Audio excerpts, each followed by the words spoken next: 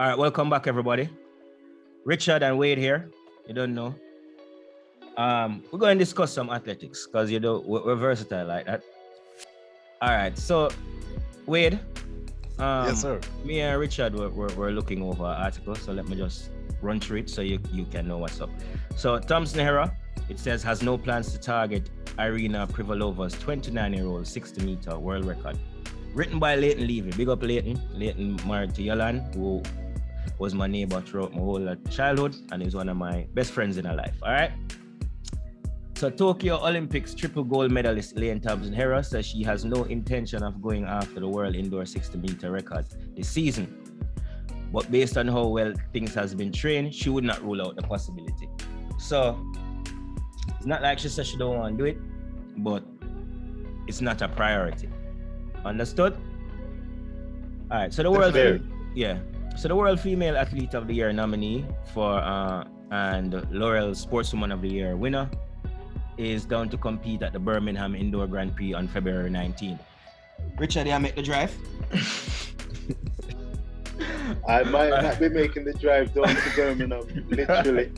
But trust me, if there's TV coverage, which there likely will be, I will be tuning in. And what I won't be probably tuning into is a world record. I don't expect Elaine to be in the shape mentally or physically to be clapping a world record indoors. And I put a caveat to that because shape-wise and mentally-wise, Elaine is an elite athlete at her best, and what she showed last year, absolutely phenomenal.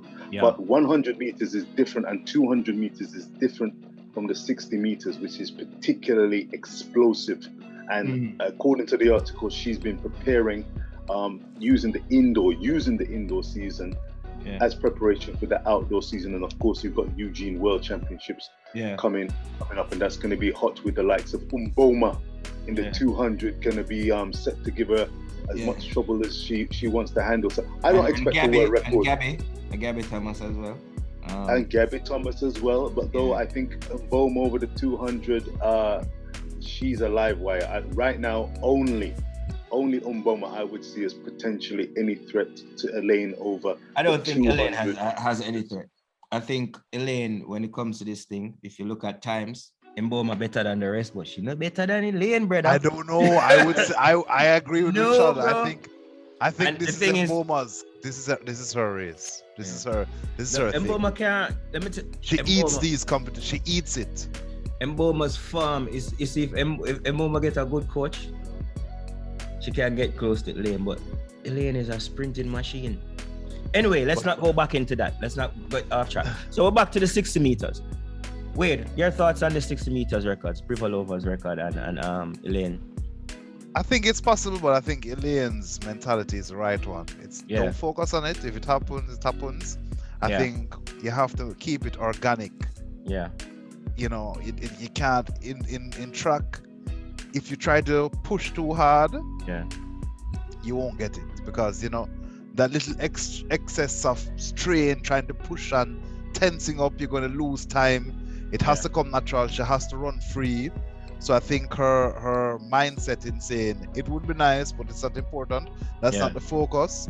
To keep focusing on her outdoing her last best is what is her seems to be her mantra right now, and I think that's the right way to go about it. And me as a fan, that's how I like to look at it. I don't want to pin my hopes up on her smashing a record and it don't happen.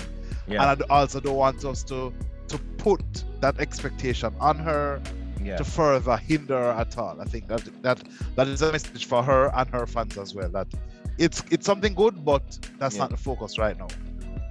Weird, it sounds like you're the sober boss, right now. You're the sober boss in a weird. You look like Prima got to look nervous. You say I'm getting looking nervous. No. I made you guys speak first because I made you guys speak first for a reason. Because I want to take the conversation somewhere. I agree with both of you actually. And here's why I agree with both of you. If she runs a 60 meters now, it puts her world championship. If she goes after a 60 meter record now, it puts her world championship in jeopardy. Why is this so? Athletes are trained, especially in Jamaica, are trained towards a certain time of the season. You peak too early, you mess up your season. Elaine does not want to peak too early. You understand? A lot of people don't know what we mean by that, but that is a Jamaican thing. From me, I go high school, I never run track, but I went to one of the traditional high schools. I love track. So when them are train the athletes from high school days, their program, that's what them training thing is called. A program is set up to peak at the championships. You understand? So everything that they're competing, going up towards that, they have certain goals and certain markers. That's what that they have to meet.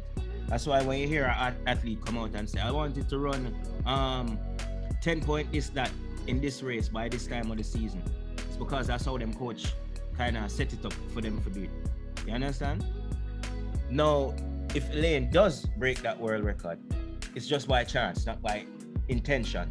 You know what I mean? Right. Because going out to do something like that intentionally could put the rest of her season at jeopardy or in jeopardy. But what I think a lot of people overlook, or journalists overlook, is Shelly and that record. That record is custom built for Shelly for name the food. You don't think Shirley could be maybe a little past her prime? Are you drunk? Shelly ran 10.60, ran 10.6 in her 30s last year, twice. They must say what, the third and what, fifth fastest time in history? Richard said I was the most sober person here. You ask me if I'm drunk? Come on. No, I don't like when people pass your prime. Oh, if you be pass your prime, you're faster than you ever run in your life. I like to play devil's advocate. I like to play it. I'm doubling here. I'm doubling in it a little bit. Yeah. I think I said that because I also want to cast a little doubt to ease expectations again. I am one of those who really believe that these margins are so thin that any form of pressure can jeopardize it, and I don't want to add it on Shelly's shoulders. Yeah, and the same thing applies to Shelly and Elaine when it comes to that. But if there was one person that 60 meters was made for, it's Shelly-Ann. What are your thoughts? You could say that, Primo. You'd have a great shot there. Fair enough. Yeah. But I think if we take a leaf out of the novel and the book that you were quoting from, I think be careful regarding Shelly-Ann. She will want to sign off. In fact, I'm going to mix with you and Wade on this. I think she would want to sign off by medaling, definitely. Give herself a chance of winning 100 in Eugene. Why not? I'm sure she's going to be reaching for gold, and if she doesn't get gold, she wants to find herself on the podium. But doing the 60 and blasting to a world record, and that's no small, low profile record. That's a tough record. Very fast. Privalova was in a pump, and that was a serious time. I don't think Shelly will be blazing for that. I think she's setting her sights on Eugene as the last hurrah. Wade pulled out of saying this, but for I don't know if it was a minor injury that Shelly had, or if she raced a little too much last year. But I think, in fact, when she ran that time in Jamaica, when she posted one of those I think that 10.60 super fast time, maybe in hindsight she may have peaked too early. Maybe because she ran faster after that. She ran faster after that. I think you have a point though. I think she might have to run less. I think she probably did a little bit too much running in between, because remember, she ran faster after that, when she beat Elaine, she ran her fastest time. Right, but I think she wanted to hit Tokyo where that was the pièce de résistance, and she came up short and gave herself a bit pressure. I mean, the start wasn't the best, and then as a result of that, it was catch-up time, and you need to be all systems go to take on Elaine. So it's going to be a difficult one. But I think we agree, though. I think we agree. It's possible for either athlete, but it wouldn't be wise. I think it's more than possible. I think the ingredients is there for fireworks. Yeah, it just wouldn't be wise, I think. I think all the right criteria for something explosive to happen is in place. Yeah. I just don't want to hype up any of the ladies, but we are definitely, God willing, everybody is fit, and if all things being equal, we are in for a showdown. And the spotlight, the women are going to carry the the sport of athletics for a good. In regards to the World Championship, you mean? Yeah, in terms of and attention, I think all the fireworks are going to be with the women. But in regards to the 60 meters, I think it's more of a warm up for the ladies. Like even the other day, Sharika ran her first 60 meters indoors ever.